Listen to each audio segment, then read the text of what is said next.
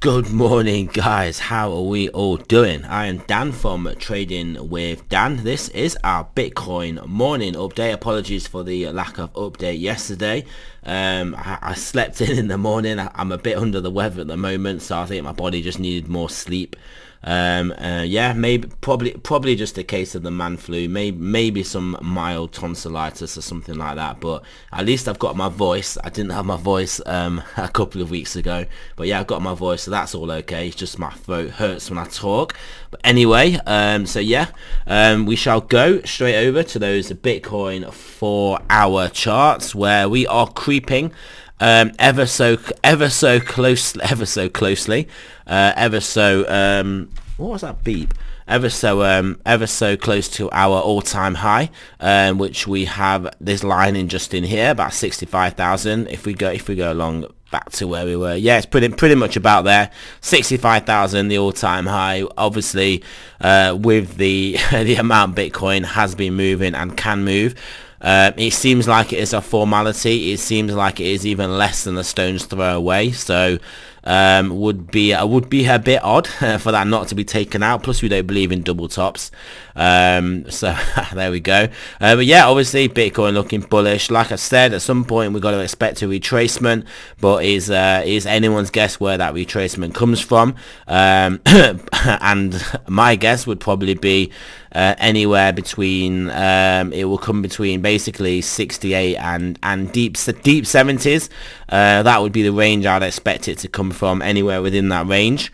So yeah, that's kind of what we're looking at in Bitcoin, just onwards and upwards. Just so we obviously hit peak FUD and a few weeks ago, and it seems like we are potentially hitting peak bullish news.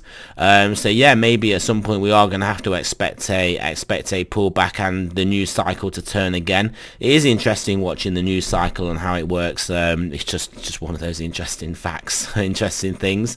But yeah, obviously looking good here.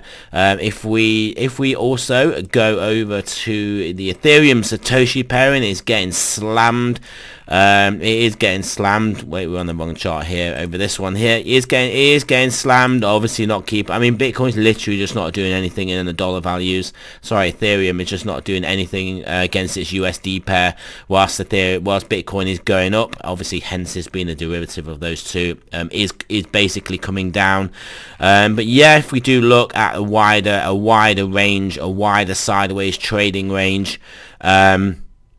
These are the sorts of patterns that we do get in crypto. These are the sort of I say patterns, trading patterns, yeah, that we see just sideways within a wider range. Then we break out either to the upside or the downside, and then trend, and then establish a new range and trade sideways. So yeah, ultimately, this is not the worst thing. I do expect this to break onwards and upwards and go crazy, but we are just clearly in sideways consolidation, and that lower end of said sideways consolidation. Obviously, that does introduce the risk of breaking below out of the range, out of the sideways range, to the downside, whilst we are nearer the downside. But in my ever optimistic view on Ethereum and well, I say altcoins in general, it mainly is Ethereum.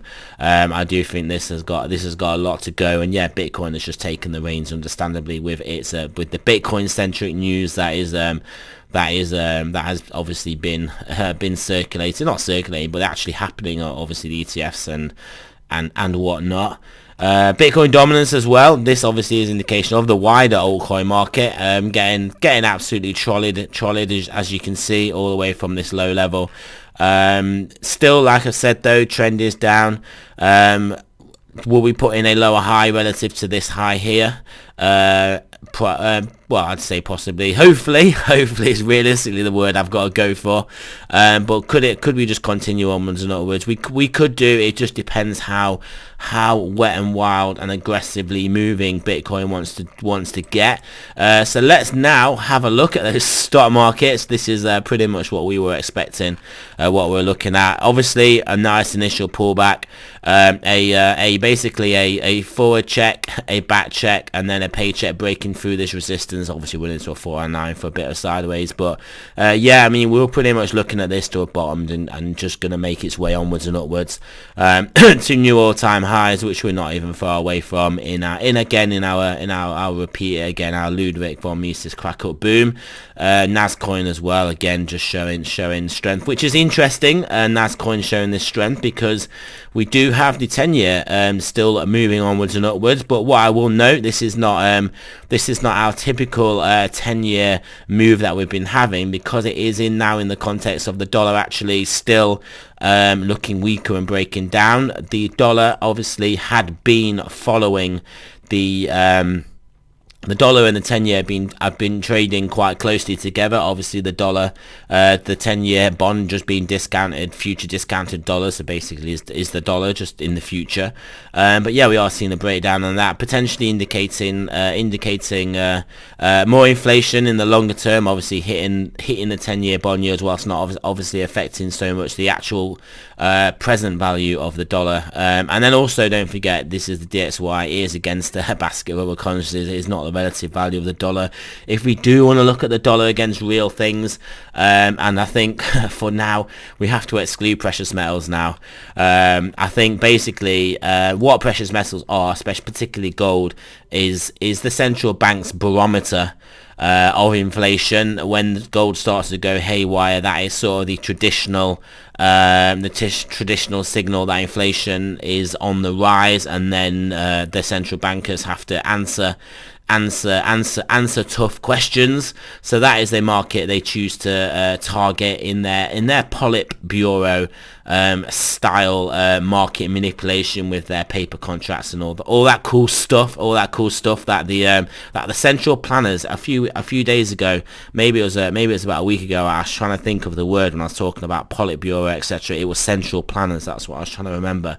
The central planners, obviously they are targeting the gold price just as a barometer. And well, they can't really control everything. So clearly, obviously, if you look at dollars against oil, it is going mental. If you look at dollars against obviously Bitcoin, it is going crazy. Even dollars against stocks, which are also an inflation hedge, they are moving onwards and upwards, as we can see. So yeah, business as usual. I know some people were getting highly bullish of the dollar up here. I was skeptical. We were running into my levels where I just thought, this is it. We got to turn around from here. And whilst we may actually turn back around, and I may be wrong, we may continue onwards and upwards, take this out and continue upwards. I personally don't think that is the likely scenario. The likely scenario for me is basically down to the bottom of our trumpet, and then continuation onwards and downwards, and basically just a massive rally and everything. I mean, I keep saying it, crack up boom. We are in a crack up boom. We're in a bubble of everything. We are in a world of central banks out of control, as George Gammon would say. They are not in control of the markets anymore. They are literally loosely playing basically defense, a reactive game, just trying to hold some sort of relevance in the world going forwards. Where, I mean, I don't like to say like massively optimistic things like this, but hopefully Bitcoin is basically gonna could be the future, Bitcoin cryptocurrency be the future, and decentralize that whole financial system, because I mean, it is so clear for everybody to see. I mean, we even have the central bank chairman and their number two and the rest of their people and people in the treasury just trading their own books on inside information. This system, this financial system, this political class, this elite class, these people have just they've just basically destroyed realistically any credibility anyone realistically had in the system. And yeah, I mean, it's on the decline. It is on the decline. And what is the only real alternative? Is cryptocurrency, isn't it? It is TINA. There is no alternative. There is no alternative other than cryptocurrency. And yeah, so basically, cryptocurrency is the Tina. There is no alternative. There is only cryptocurrency, because literally just because of its decentralized nature. I know it has its problems, but in much the way democracy is the worst form of government, bar all the rest. Cryptocurrency pretty much is the worst form of currency apart from all the rest. Ergo it is the best. So yeah, there we go. What else do we want to look at here? Yeah, we looked at the 10-year, we looked at the dollar, we looked at, we'll just look at Ethereum against the dollar. I mean, clearly this is looking like it wants to move up. It's just not moving up the same speed as Bitcoin. Ultimately, it may start to get a move on, but we just gotta wait. We are just playing a waiting game with this, and yeah, it is pretty incredible how it basically isn't moving. It is pretty painfully incredible to watch, whilst obviously Bitcoin just continues onwards and upwards in a relentless fashion. But hey, ultimately profits will be taken. People will start to look elsewhere, and the altcoin market is smaller. Individual altcoins particularly are smaller than Bitcoin, so it doesn't take anywhere near as much capital to get some serious gains in those altcoins. But yeah, so yeah, let's look at their stochastics for Bitcoin. How are they looking? I mean, they clearly got to be looking good. I wonder how that monthly is looking. Yeah, 4 hour understandably. Why have we moved up there? Can I move this down? Nope. Can I undo? Yes. Now can I enlarge? Yes. So here, yeah, 4 hour obviously getting a bit extended here, but still pointing upwards. 10 hour still pointing upwards after a nice bullish reset. 12 hour again, a nice bullish reset, still pointing upwards, looking good. Daily holding up there admirably well. 2 day up there as well. 3 day up there. 5 day got a nice chunk of room to run there, so that's not looking bad. Weekly did turn down and now turn back up, so that is obviously looking grand. And then bi-weekly, this is looking obviously like we have 100k incoming at some point in the foreseeable. And then monthly gonna turn up as well. So yeah, I mean, realistically, we know the trend is bullish. We obviously know that clearly from the video title. The trend is bullish. We all know what the type of pullbacks that Bitcoin has and how it plays out its pullbacks.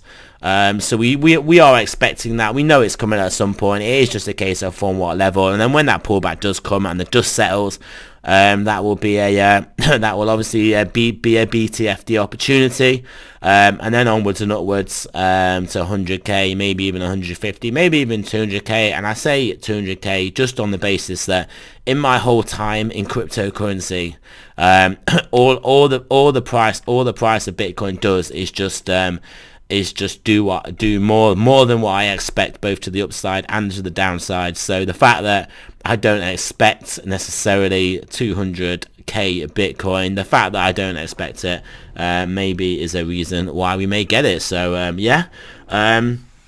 So yeah, again, apologies for the lack of video yesterday. I'm still not really quite with it today. I'm still feeling pretty rough. I don't think my brain is in its